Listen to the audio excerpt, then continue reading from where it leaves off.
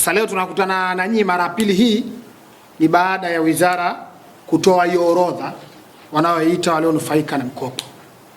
Lakini kabla ya kuanza kuzungumza hoja kuu, kwa niaba ya ngome ya vijana ACT Wazalendo tunapenda kutoa pongezi kwa viongozi wote na chama kwa ujumla na wanachama ngazi ya taifa mpaka ngazi ya chini kwa kuadhimisha kikamilifu miaka 12 ya chama cha ACT Wazalendo.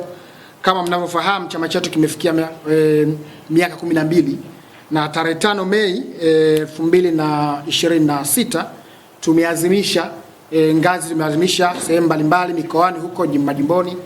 Ngazi ya kitaifa tumeazimisha jimbo la Kilwa Kusini. Tulifanya hitima ya mzee wetu almarhum Selemani Bungala, tukafanya 40, tukafanya mkutano mkuu maalum wa jimbo na wanachama wengi na viongozi kutoka kata zote 10 wakashiriki. Kwa hiyo tukio limeenda vizuri sana. Lakini mbali na hapo katika kusherehekea na kuadhimisha miaka 12 ya chama chetu ngome ya vijana ACT Wazalendo, tunapenda kutoa pongezi maalum kwa kiongozi wa chama mstaafu ndugu Zitto Zuberi Kabwe kwa kazi kubwa aliyoifanya kwa kipindi chote cha uongozi wake, kazi ambayo inaendelezwa kwa weledi ule na kiongozi wa chama wa sasa mama yetu ndugu Dorothy Semu na viongozi wengine wa chama. Lakini kabla ya kuzungumza hoja kuu iliyotufanya tukutane hapa leo, ngome ya vijana ACT Wazalendo tunaunga mkono maazimio yote ya kamati kuu yaliyosomwa na makamu mwenyekiti bara ndugu Isiaka Rashid Mchinjita tarehe 4 Mei 2026 kuhusu kuikataa tume ya Jaji Chande na ripoti yake, tukitambua kuwa wengi waliopata madhila, waliokufa, waliouawa, walioumizwa tarehe 29 Oktoba ni vijana. Jambo hili kupita bila kutaja wahusika na kuchukua hatua za kiuwajibikaji, accountability measures, ni dhihaka kwa kundi la vijana na kutokuwa na dhamira ya dhati ya kukomesha yaliyotokea Oktoba 29. Sababu ukisoma ripoti ya Jaji Chande hakueleza chochote juu aliyohusika wala hatua stahiki ambazo zinakwenda kuchukuliwa. Kwa hiyo sisi tunaona hii ni dhihaka na kwa vijana. Lakini pia tunaunga mkono azimio la kamati kuu la kutaka mchakato wa katiba mpya kuanza sasa. Tunaunga mkono azimio la kamati kuu la kuvunjwa kwa tume ya uchaguzi ya sasa na sheria mpya ya uchaguzi iundwe. Lakini pia tunaunga mkono azimio la kamati kuu kwa kufutwa kwa sheria ya sasa ya vyama vya siasa na kuandika sheria mpya. Lakini pia tunaunga mkono azimio la kamati kuu kuondoa vyombo vya usalama kwenye shughuli za kisiasa na uchaguzi, yani securocracy. Lakini hii ndiyo njia itakayosaidia taifa letu kuondoka kwenye mkwamo tulionao sasa na kuwa na umoja na amani na mshikamano. Baada ya haya tunatoa rai pia kuhusu kupanda kwa bei ya mafuta. Tunaipa rai serikali. Tumeshuhudia kuendelea kupanda kwa bei ya mafuta kufikia takriban shilingi 4200 kwa lita petrol na diesel kwa lita. Ongezeko hili linapandisha kwa kasi kubwa sana gharama za maisha. Waathirika wakubwa ni Watanzania wengi wenye kipato cha chini. Nauli zimepanda, gharama za usafiri zimepanda, hivyo kuathiri bei ya vyakula na mfumuko wa bei. Tunapendekeza hatua za haraka kwa serikali zichukuliwe. Ngome ya vijana ACT Wazalendo tunaendelea kusisitiza msimamo wa chama chetu kwamba serikali ichangie gharama na mwananchi. Kwa kila lita moja ya mafuta serikali ichangie angalau shilingi 400 kama ruzuku au grants ili kupunguza makali ya bei. Lakini pendekezo lingine kwa niaba ya ngome ya vijana, ukiangalia jumla ya tozo ambazo ni hizi hapa ambazo zipo kwenye mafuta, hizi ni tozo zote ukiziangalia hizi tozo ukizijumlisha ni takribani ya tozo 1113 ukizijumlisha zile haraka tukizijumlisha. Kwa hiyo serikali inapaswa ipunguze tozo zake ili kupunguza ugumu wa maisha kwa wananchi na kupunguza bei ya mafuta kwa wananchi. Baada ya hayo sasa tuende kwenye agenda yetu ya kila siku. Baada ya Wizara ya Maendeleo ya Vijana wanayoita majina ya wanufaika wa mikopo ya shilingi bilioni 200. Ndugu waandishi wa habari, mnakumbuka mapema sana sisi ngome ya vijana ACT Wazalendo tulianza na swala hili la kuhusu mikopo bilioni 200. Nakumbuka Januari 2026 Mheshimiwa Rais alitangaza kutoa fedha bilioni 200 ambazo aliahidi katika kampeni zake ili kuwezesha vijana. Fedha hizi zilikabidhiwa na Waziri Mkuu kupitia hundi tarehe 5 Februari 2026. Waziri Mkuu alizikabidhi kwa Waziri wa Maendeleo ya Vijana Mheshimiwa Joel Arthur Nanauka. Baadaye nakumbuka tulimsikia Waziri wa Maendeleo ya Vijana Mheshimiwa Joel Arthur Nanauka akisema fedha hizo zimepelekwa wizara za kisekta. Nakumbuka waandishi na wananchi wote mnafahamu sisi ngome ya vijana tulipinga utaratibu huu kwamba hizo fedha zisipelekwe wizara za kisekta. Wakasema fedha hizo zinapelekwa wizara za kisekta. Sisi tulipinga, lakini fedha wakapeleka wizara za kisekta. Mapendekezo yetu tukatoa, serikali ikapuuza mapendekezo yetu. Jambo hili limefanya uwepo wa fedha hizo kutokuwa kueleweka, taarifa na uratibu kutoeleweka, uwajibikaji kutokufahamika, uwazi hakuna. Tukaenda, nakumbuka tarehe 21 Machi 2026 Wizara ya Maendeleo ya Vijana ilitoa taarifa yake kuhusu fursa ya mkopo wa vijana kupitia mfuko wa maendeleo ya vijana.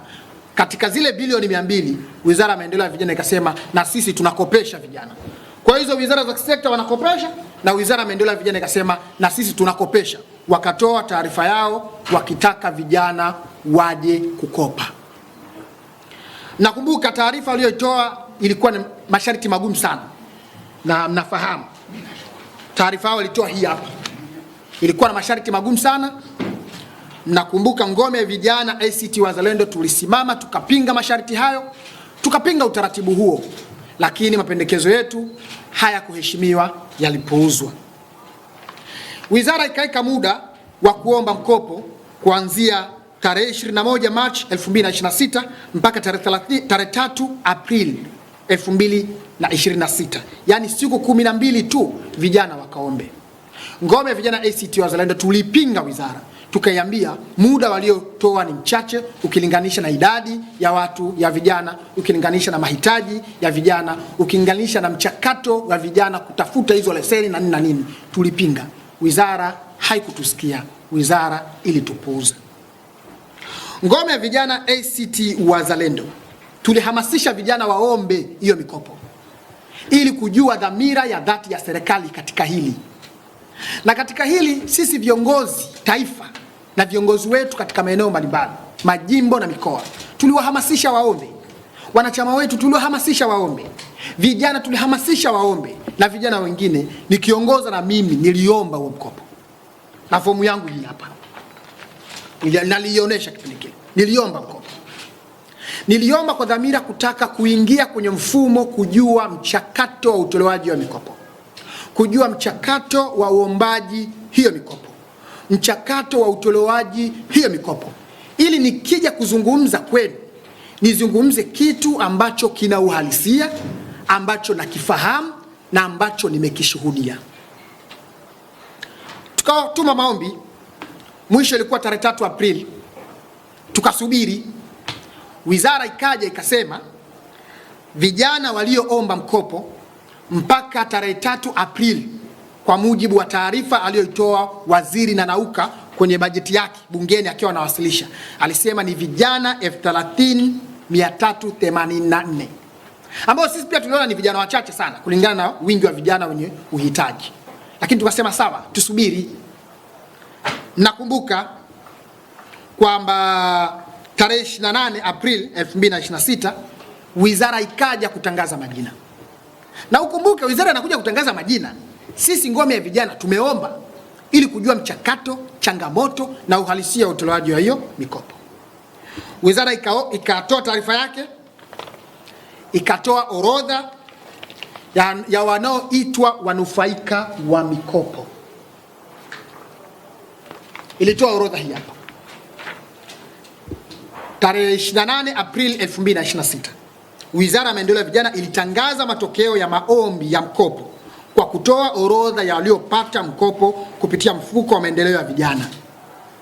Wizara ilitangaza kwa vyombo vya habari na umma kwamba waliopata mkopo ni 1961. Hiyo taarifa nilipata kwenye vyombo vya habari mbalimbali kwamba wizara imetoa mkopo kwa watu vijana 1961, ambayo ukiangalia ni sawa na asilimia 6.45 kwa vijana wote walioomba 30,384, ambao kwa maana hiyo kwa taarifa zao ni kwamba vijana 28,423 manake wamekosa. Na wizara imesema kwamba wamekosa kwa sababu hawajui kuandika maandiko, kitu ambacho sio kweli na kitu ambacho ni uongo. Wizara ikaendelea kusema kwamba fedha hizo zimetoka, serikali itaendelea kujali vijana na kutoa fedha kwa vijana. Kwanza nasikitika sana kwa sababu wizara ilitoa taarifa za uongo. Na jambo kubwa la kusikitika ni kwamba hata taarifa iliyotolewa na wizara kwamba vijana 1961 wamepata mkopo si taarifa ya kweli, sio idadi sahihi, kwa sababu ukiangalia kwa waliopata mkopo kwa taarifa sahihi ni vijana 78 tu. Vijana 78, sio 1961, ni vijana 78 kati ya vijana 30,384. Wizara ya Maendeleo ya Vijana imetoa mikopo kwa vijana 78. Kwa nini nasema vijana 78?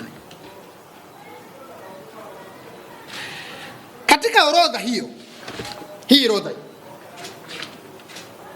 nitakuja kusema kwa nini 78. Waliniweka na mimi kwamba nimepata mkopo, wakatangaza pale na Nondo amepata mkopo. Mimi nashukuru kwa sababu kupitia jina langu kuwepo nimejua madudu, na ndio ilikuwa dhamira yetu sisi ya kuomba. Mimi nisingelikuwepo kwenye hii orodha, hakuna kijana yeyote, hakuna mwananchi yoyote angegundua ambacho kimeandikwa humu. Wao kunipa mimi mkopo imenifanya mimi kujua madudu walioweka humu, imenifanya mimi kujua maigizo walioyaweka humu, imenifanya mimi kujua dhamira ya serikali kuna hii mikopo. Na haina maana Abdul Nondo kupewa mkopo. Na hii niwaambie vijana, kwa sababu kuna vijana wananifuata inbox wanaambia, Nondo, tuone ulivyoandika andiko lako, tuone ulivyoandika proposal yako, tuone. Niwaambie vijana wenzangu, sikupata mkopo kwa sababu nina sifa zaidi yenu. Sikupata mkopo kwa sababu nina andiko bora sana kuliko maandiko yenu. Sikupata mkopo kwa sababu nina vigezo sana kuliko vigezo vyenu. Nimepata mkopo ili serikali itumie jina la Nondo kuwahalalisheni, kuwaaminisheni kwamba mikopo ipo inatolewa, ikiwa sio kweli. Nondo hakupata kwa sababu ana vigezo vizuri kuliko vijana wengine. Nondo kupewa huu mkopo hajapewa kwa sababu yeye andiko lake ni zuri kuliko maandiko ya vijana wengine. Nondo kapewa ili serikali imtumie Nondo kama mfano wa kwamba huyu Nondo amepata mkopo, mikopo ipo inatolewa bila ubaguzi, ikiwa sio kweli.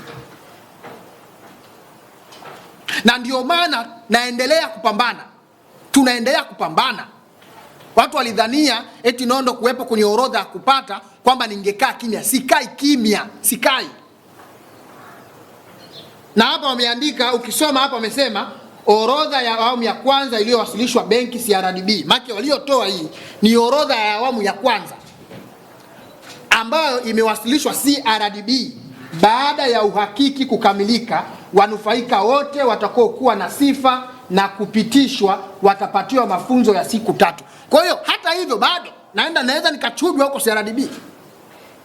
Kwa hata hao watu 78 tunaosema wampata mkopo wanaweza wakachujwa CRDB wakapewa vijana 40. Kuna shida sana kubwa. Sasa ujanja gani umetumika na wizara?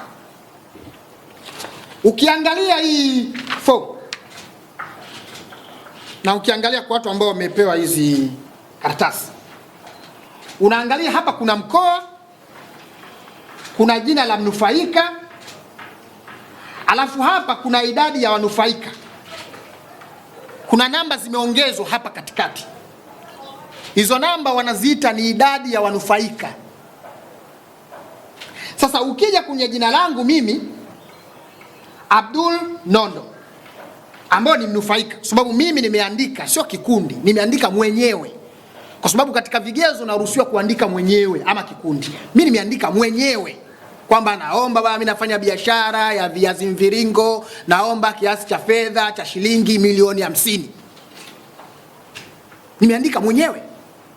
Lakini hapa wameandika Abdul, alafu mbele wamesema idadi ya wanufaika, wameniongezea watu 10 ambao hawa watu 10 mimi siwajui. Wameandika wanawake 7, wanawake 3, wanaume 7, ambao siwajui hao wanawake 3, wanaume 7 wametokea wapi. Na mpaka sasa wizara haijaja kutoa maelezo. Sasa hizi namba za katikati hizi ndio wamezijumlisha kupata hiyo idadi inayoitwa 1961. Narudia, majina ya wanufaika yako hapa pembeni, ni haya huku. Haya ndio majina ya wanufaika. Wizara ilipaswa kutupa orodha kulingana na majina ya wanufaika yaliyoandikwa huku, sio orodha na idadi kulingana na namba walizoongeza katikati. Kopo ambao ukijumlisha hii idadi iliyoongezwa hapa mbele unapata 1961, kwa ambao wanazungumza wao wametoa mkopo kwa watu 1961, ambao ndio hiyo orodha hii. Ukisoma mwisho unapata 1961 jumla, ndio ambao wakaenda nayo kwa vyombo vya habari kwamba vijana 1961 wamepata mkopo.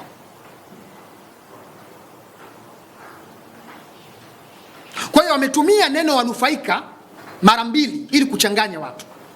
Hapa kwenye orodha ya jina la muombaji wametumia neno mnufaika. Hapa katikati hapa wameweka tena idadi ya wanufaika. Wamewatoa wapi hawa watu walioongeza hapa katikati? Hizi namba wamezitoa wapi mpaka kuziongeza? Kwenye fomu yangu mimi huku ukiangalia humu fomu, hakuna hiyo, hakuna idadi, hakuna kundi, hakuna sijui wanaume 7, wanawake 3, hakuna huko. Wao wametoa wapi hiyo idadi? Kwa hiyo mimi wasingelinipa haya nisingeyaona, na ndio ilikuwa dhamira ya dhati ya ngome ya vijana kuomba mkopo ili tuone uhalisia wake ndani. Sasa ni changamoto. Idadi ni takriban vijana 78, sawa na asilimia 0.30 ya waliopata mkopo. Sio idadi ya watu 1961 inayozungumzwa. Ni taarifa ya uongo, ni taarifa za kupika, na mpaka sasa wizara hawajaja kutoa majibu ya hao watu katikati walioongeza wamewapata wapi. Kumekuwa na dhana tofauti kwamba bwana hao watu walioongezewa ni watu ambao watanufaika kupitia mnyororo wa thamani, kwamba wewe kama unasafirisha viazi, kuna mkulima utampa hela, kuna dereva utampa hela, kuna anayekubebea viazi utampa hela, kuna dalali utampa hela. Hao ndio mnyororo wa thamani waliokuongezea. Wamewajuaje kama ni watu 10? Wamewajuaje kama ni wanaume 7, ni wanawake 3? Hapana, hao ni watu watakao nufaika na biashara yako, ambao watakuwa nyuma yako. Wamewajuaje kama ni watu 10 watakao kwenye nyuma yangu? Wamewajuaje kama wanaume ni 7 wanawake 3? Oti au bana itakuwa ni kikundi wamekuongezea, unaniongezeaje kikundi ambao siwajui? Lakini mwisho, kwa nini hao unaosema umewajumuisha? Yaani kwa nini umewajumuisha na wenyewe wamepata mkopo? Kama unasema ni chain of, unasema hiyo value chain. Yaani kama mimi mfanyabiashara ni mkulima, ataniuzia viazi, dereva ataendesha gari la lori, nitamlipa aniletee viazi Mabibo, alafu kuna dalala itanisaidia. Kwa nini hao wote mwajumlisha kwenye orodha yako ya waliopata mkopo? Na unasema nimetoa mkopo kwa watu 1961. Kwa hiyo ni changamoto sana. Sasa mimi nimesikia mwenezi wa Chama cha Mapinduzi Kenani Leban Kihongosi akitaja jina langu. Kama nilivyowaambia, walinipa ili kuhalalisha. Ndo anaongea tu. Anasema amepata mkopo lakini analalamika. Wao walitaka mimi nikae kimya. Yaani wao walitaka kwa kunipa wao mkopo nikae kimya. Mmetoa mkopo kwa vijana 78. Kati ya vijana 30,384. Fake number, mmeongeza idadi ambayo haieleweki. Idadi ya watu mnaoita 1961. Unataka mimi nikae kimya kwa sababu nimepata mkopo? Never. Over my dead body. Siwezi kufanya hivyo. Sasa mimi nimwambie Kenan, na nitamuuliza maswali ambayo yeye na Wizara ya Maendeleo ya Vijana watapaswa kuyajibu. Swali la kwanza ambao namwambia Kenan na Wizara ya Maendeleo ya Vijana, neno wanufaika katika hii orodha walikuwa na maana gani? Neno wanufaika katika hii orodha walikuwa na maana gani? Maanake wametumia neno wanufaika ili kuvuruga tu. Wanakuwekea jina mnufaika alafu katikati wanakuwekea idadi ya wanufaika. Hawaeleweki au wanufaika ni watu gani. Swali la pili, hawa wanufaika waliowaongeza mbele ni wanufaika gani? Wametoka wapi? Wamepatikanaje? Maana wanawafahamu hadi jinsia zao. Yaani mimi wanufaika 10 walioniwekea wanawafahamu wanaume ni 7, wanawake ni 3. Swali la tatu, kwa nini wamewajumuisha wanufaika waliowaongeza mbele katika orodha kama wanufaika waliopata mkopo ikiwa hawakuomba mkopo na hawajulikani ni watu gani? Yaani wameongeza namba katikati ambazo nimewaeleza hizi hapa. Hizi namba katikati. Alafu wanajumlisha hawa wamepata mkopo. Ndio maana wakatangaza wametoa mkopo kwa watu 1961. Uliza watu 1961 wamepatikanaje? Hawajajibu mpaka sasa. Hawana majibu. Swali la 4. Kwa nini wametumia idadi ya uongo ya wanufaika 1961 kwamba wamepata mkopo badala ya wanufaika halisi 78 walioorodheshwa kwa majina katika orodha? Hii ndio orodha. Ukitaka kujua wanufaika unaangalia majina huku, ambapo kwa mikoa yote 20 ni takriban namba ya 78 tu na sio 1961. 5. Ni ipi orodha halisi ya wanufaika waliopata mkopo kutoka kwenye idadi ya walioomba 30,384? Ni ipi sasa ni idadi halisi? Kwa sababu wao wanasema idadi ya waliopata mkopo ni 1961. Hii sio idadi halisi. Hii ni idadi iliyopatikana kuna hizi namba za katikati. Tunataka idadi halisi ya walioomba 30,384. Mtupe idadi halisi ya walioomba. Sio mtupe idadi ya namba ambazo wao wameziongeza na hazijulikani ni watu gani. Swali la 6. Kwa nini wanadanganya vijana wa taifa hili? Kwa nini mnapoteza matumaini na matarajio ya vijana wa taifa hili? Kwa nini mnafanya vijana wa taifa hili kama watoto katika swala la mikopo na uwezeshaji? Ndugu Kenani Leban Kihongosi na Waziri wa Maendeleo ya Vijana Joel Athana Nauka wanijibu maswali haya ambayo nimeuliza. Lakini jambo lingine la msingi, Kenani Kihongosi ambaye ni mwenezi wa Chama cha Mapinduzi. Uenezi ni kazi kubwa, ni nafasi kubwa sana. Lakini mimi amenishangaza na ndiyo CCM alivyo siku zote, amegeuka kuwa chawa wa wizara. Mwenezi wa CCM amegeuka kuwa chawa wa wizara, kuisifia na kuipongeza wizara, kuwa msemaji asiye rasmi wa wizara ya maendeleo ya vijana. Kiongozi ameonekana akisifu na kuipongeza wizara badala ya kuitaka wizara iwajibike. Huwezi kuisifu wizara kwa kutoa mikopo kwa vijana 78 tu, alafu unakuja mbele ya vyombo vya habari unaisifu wizara badala ya wewe chama kuitaka serikali iwajibike. CCM ni chama dola, ni chama serikali, sio chama ambacho kipo tayari kuisimamia serikali kwa ustawi wa maisha ya wananchi.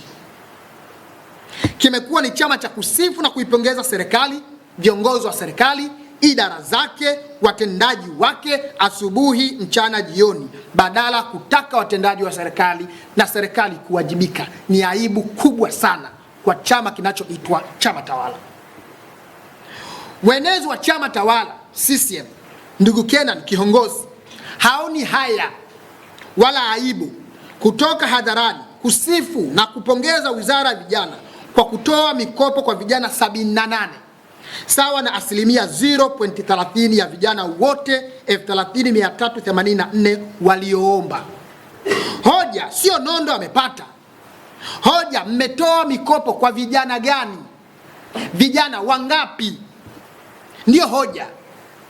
Kumpa Abdul Nondo ili kuhalalisha maigizo yenu ya kudanganya umma kwamba mikopo ipo na inatolewa bila ubaguzi. Jambo hilo halitawasaidia. Halitawasaidia. Vijana wanataka mikopo. Vijana wanataka uwezeshwaji na sio danganya na sio maigizo na sio uongo. Mfano, mkoa wa Lindi katika hiyo orodha ukiangalia, katika mkoa wa Lindi kwa mfano, amepata kijana mmoja tu. Yaani wizara huoni aibu kuja mbele ya vyombo vya habari kutoa orodha ambayo mkoa wa Lindi kijana mmoja tu ndio kapata huko.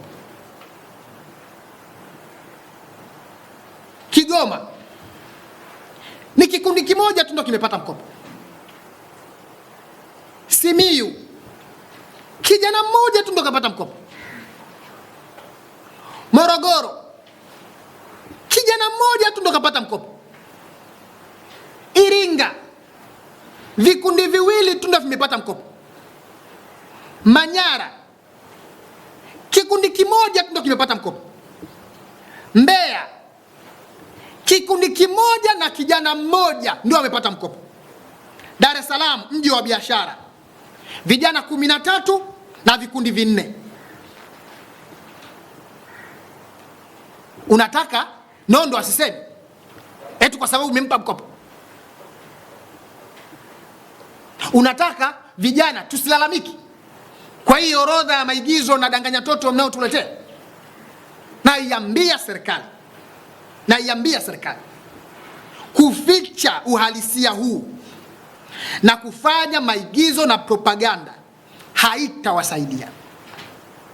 Kwa namna yote haitawasaidia. Kitakachotatua tatizo la vijana ni kupewa mkopo na kuwezeshwa.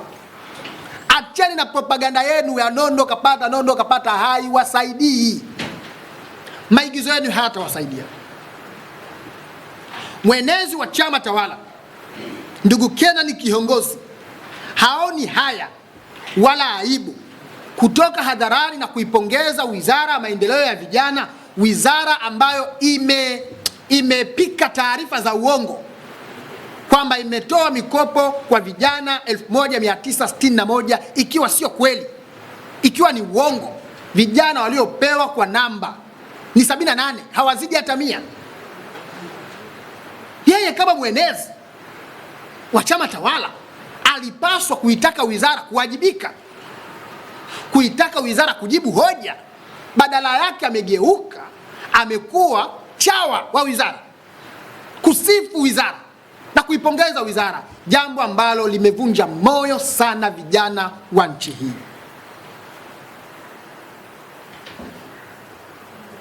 mapendekezo yetu, wizara inadharau kwa kuamini kwamba wanavyofanya ndio sahihi. Ila pendekezo la leo la kwanza ni hili hapa, na walishike hili. Wizara ya Maendeleo ya Vijana iache maigizo katika swala la uwezeshwaji vijana kiuchumi na utoaji wa mikopo. Wizara na serikali ilitazame kundi la vijana katika jicho la ukweli, jicho la uwazi na dhamira ya dhati katika kushughulikia masuala yao. 70% ya idadi ya watu Tanzania ni vijana chini ya miaka 35. 70%. Nchi hii ni ya vijana, vijana ambao wana njaa, vijana ambao uchumi wao haueleweki, hawajui kesho yao, hawana matumaini, vijana ambao hawana ajira. Ni hatari sana kucheza na kundi ambalo lina njaa. Ni hatari sana kucheza na kundi ambalo halina ajira. Ni hatari sana kucheza na kundi ambalo halina matumaini ya kesho. Hawa vijana wa nchi hii, vijana wa nchi hii hatuna matumaini ya kesho. Vijana wa nchi hii tuna njaa. Vijana wa nchi hii hatujui hatima ya uchumi wetu. Serikali inatuletea maigizo. Ni hatari sana, sababu hawa vijana watavumilia, watachoka. Na mmesikia vizuri nyie ripoti ya Jaji Chande ambayo tunaipinga. Moja ya sababu ambayo alizungumza ya machafuko ni ukosefu wa ajira. Serikali bado inachukulia kundi hili kwa wepesi. Na haya sio maneno yangu. Haya maneno kwa wanaosoma political science, sayansi ya siasa, wanaelewa. Yamezungumzwa, maneno haya yamezungumzwa na wanafalsafa mbalimbali. Ukimsoma mwanafalsafa Alexis de Tocqueville amezungumza namna gani serikali haipaswi kucheza na kundi lenye matarajio makubwa, lenye matumaini makubwa, na kuacha kutekeleza matarajio hao ni hatari. Haya yamezungumzwa na Karl Marx. Haya yamezungumzwa na Davis James 1962 katika dhana yake inayoitwa Davis-Chicago's model. Anaelezea namna gani kundi likiwa na matarajio, usipotekeleza matarajio yake, inaweza ikatokea revolt, ikatokea changamoto, ikatokea ghasia. Ni kwa sababu watu walikuwa wanaaminishwa, matarajio yao yameshindwa kutekelezwa, wanatafuta njia nyingine ya kupambana ili wapate wanachonyimwa, ili wapate wanachokitaka. Wizara ya Maendeleo ya Vijana na serikali, tazameni kundi la vijana kwa jicho nyeti sana. Please, msilete maigizo kwa vijana, msilete maigizo kwa vijana. Haya ambayo yanafanywa na serikali na wizara ni maigizo, ni maigizo. Mimi vijana wanakuja wananionyesha mradi wao. Kuna kijana kanifata ananionyesha mradi wake. Mradi wake ukiutizama ni bora, mzuri, kuliko hata wangu nilioandika. Kakosa mkopo. Kuna kijana kanifata ni boxi, kaomba milioni 2 tu, kakosa mkopo. Kuna kijana kanifata kaomba milioni 5 tu, kakosa mkopo. Sasa nyewe serikali mnaweza nini? Kipi mnaweza? Nje ya maigizo na propaganda, kipi mnaweza? Kipi mnaweza? Serikali, kipi mnaweza? Ni hatari sana kucheza na kundi la vijana. Ni hatari mno.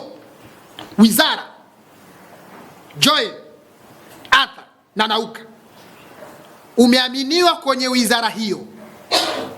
Acha maigizo. Acha maigizo. Acha maigizo. Pendekezo letu la pili, tunaitaka Wizara ya Maendeleo ya Vijana kuondoa vigezo vya leseni ya biashara katika kuomba mkopo kwa vijana wanaoanza biashara ambao ndio wengi. kumekuwa na vigezo, sijui leseni, sijui nini, vitu ambavyo vinakwamisha vijana wengi sana. Yaani kijana anataka afungue duka la chips, kibanda chake cha chips, anajua kupika chips, anakosa jiko tu, anakosa mtaji, anakosa sijui vile nini makabati, asaidiwe aeke, afu leseni atapatia mbele ya safari. Lazima uwe na leseni. Kwa hiyo mikopo ya serikali ni kwa ambao tayari wameshaanza. Vijana ambao bado hawajaanza ni vigumu kupata mikopo.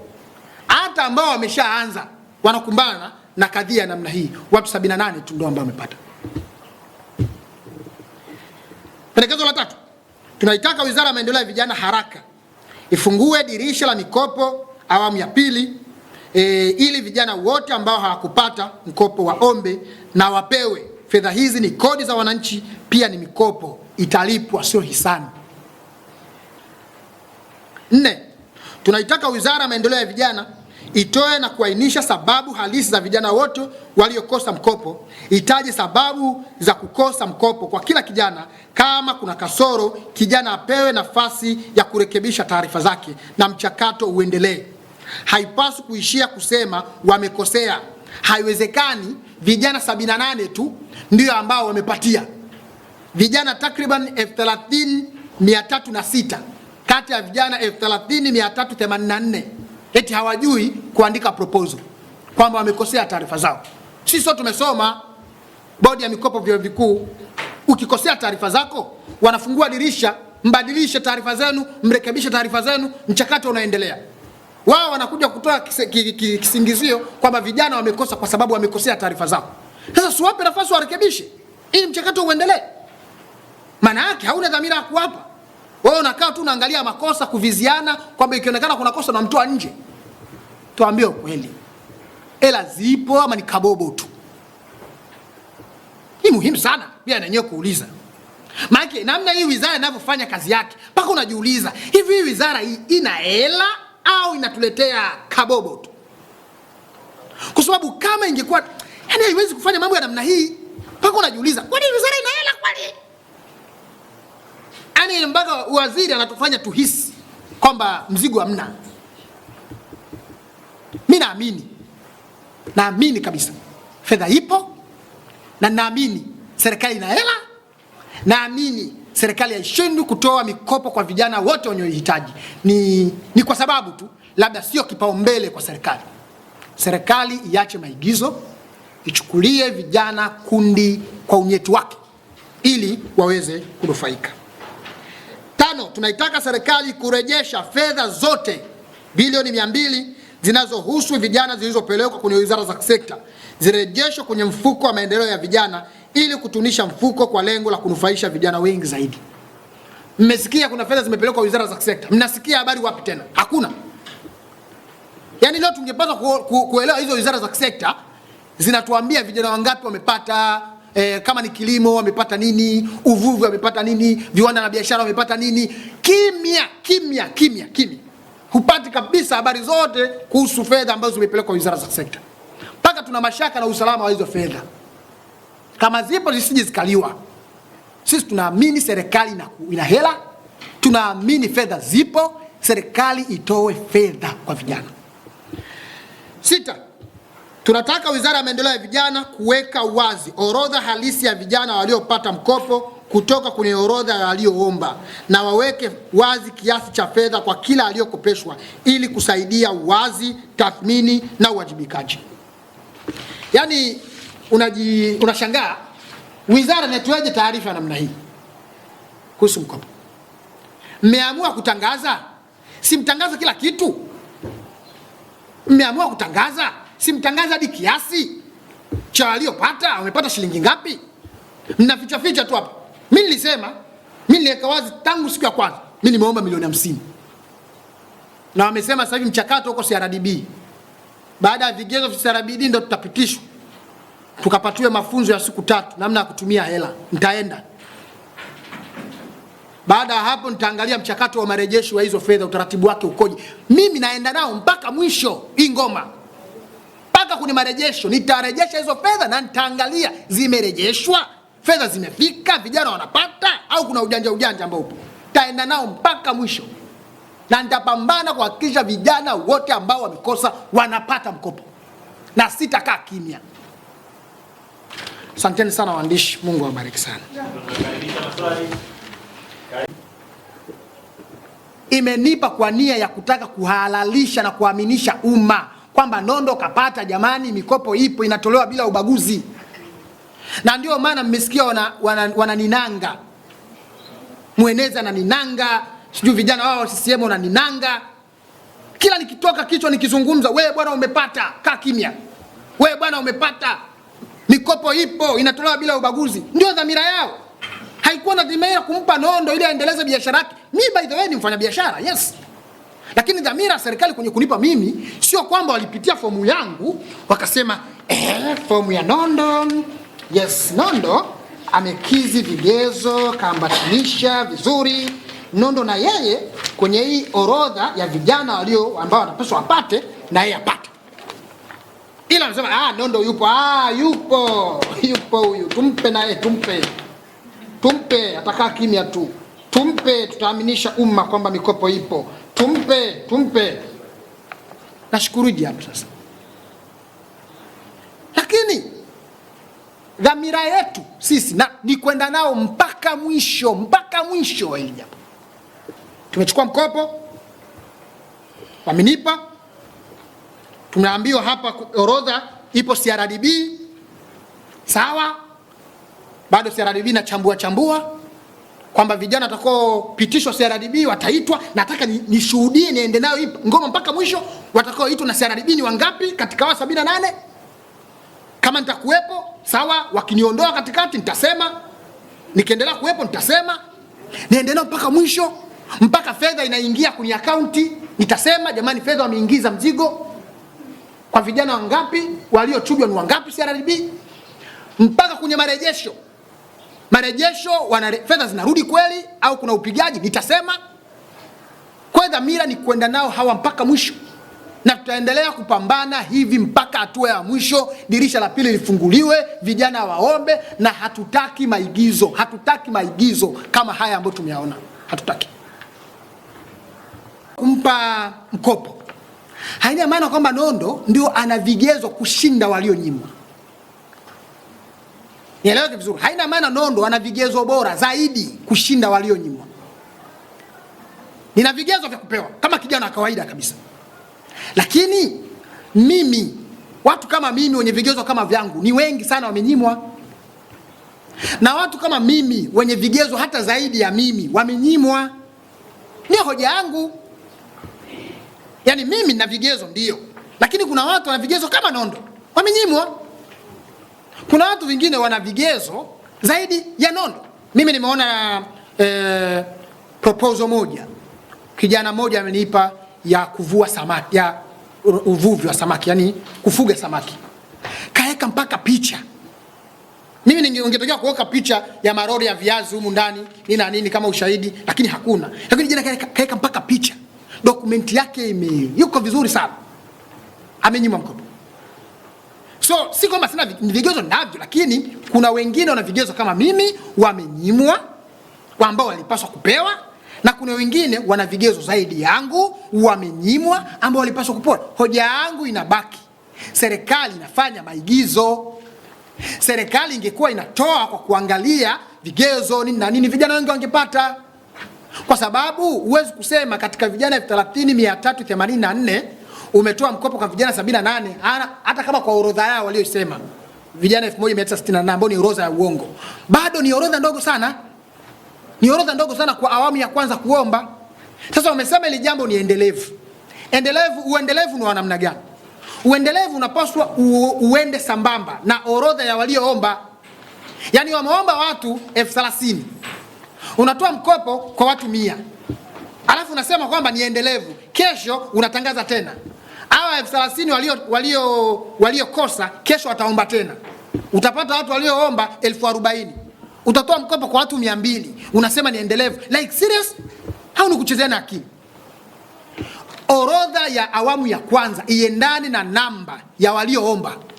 Wameomba 30,384. Basi angalau wapate 29. basi angalau katika awamu ya kwanza kulingana na idadi ya vijana Tanzania basi wapate hata 28,000. Yaani umeomba watu 30,384 unatoa kwa watu 78. Unatoa kwa watu uliowatangaza wewe watu 1961. Alafu wanatangaza orodha pili. Vijana watakuja kuomba, vijana 40,000. Then utatoa kwa watu 2,000. Utasema umetoa mkopo. Haipaswi. Lazima uwiano uendane na orodha ya watu walioomba. Nchi hii ni ya vijana. Vijana wengi uchumi wao sio wa kuridhisha, hawajui kesho yao. Kwa hiyo utolewaji wa mikopo hata kama ni awamu iendane na uwiano wa walioomba. Yes. Kwa press iliyopita na leo umerudia kwamba nyinyi kama ngome ya vijana bila shaka pamoja na vijana wengine wa ACT waliweza kwenda kuomba, lakini imeonekana wewe ndio umepata. Unaweza kutuambia hapo mliomba wangapi na wangapi wamepata katika upande huo waliomba pale ACT? ACT kwa ambao nawafahamu mimi, naibu wangu Rukaya Mohamed Nasir milioni ngapi tu, lakini nimekosa. Kwa hiyo orodha ni nyingi ya ushuhuda kwamba vijana wamekosa. Kwa wale wote kwa orodha ambao nafahamu mimi, ambao nawajua, wote wamekosa. Ni mimi ndio amenipa. Na mimi wamesema bado kuna mchakato wa CRDB na usubiria. Nasubiri mchujo. Nasubiri mchujo wa CRDB.